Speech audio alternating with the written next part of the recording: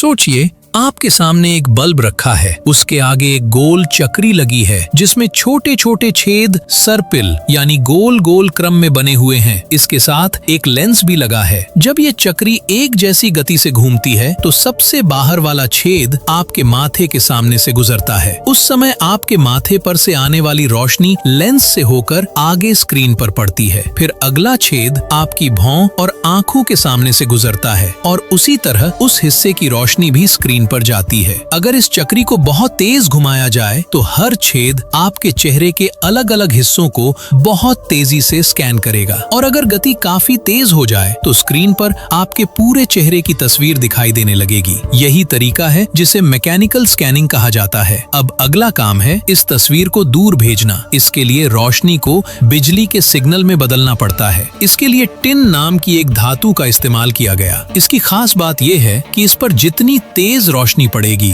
उतनी ही इसकी बिजली को रोकने की क्षमता बदल जाएगी। जब इसे एक सर्किट में जोड़ा जाता है तो बदलती हुई रोशनी बदलती हुई बिजली में बदल जाती है, यानी रोशनी का सिग्नल अब बिजली का सिग्नल बन चुका है। अब इस बिजली के सिग्नल को एक प्रसारण टावर से रेडियो तरंगों के जरिए दूर भेजा जाता है। दूसरी तरफ एक और टावर उसी सिग्नल को पकड़ लेता है। अब इस सिग्नल को एक खास बल्ब में भेजा जाता है जिसकी रोशनी बिजली के सिग्नल के हिसाब से कम ज्यादा होती रहती है। इस तरह बल्ब बहुत तेजी से बदलती हुई रोशनी पैदा करता है। सबसे जरूरी हिस्सा है दोनों मशीनों का एक जैसी स्पीड से घूमना। जिस तरफ सिग्नल पहुंच रहा है वहां भी वैसी ही छेद वाली चक्री उसी गति और दिशा में घूमती है। जब दोनों चक्रियां बिल्कुल एक जैसी रफ्तार से घूमती हैं तो हर छेद को वही रोशनी मिलती है जो भेजी गई थी और धीरे धीरे स्क्रीन पर असली तस्वीर दोबारा बन जाती है। अगर आप भेजने वाली मशीन को एक बॉक्स में लगा दें और रिसीव करने वाली मशीन को दूसरे बॉक्स में, तो बधाई हो, आपने बना लिया मैकेनिकल टेलीविजन।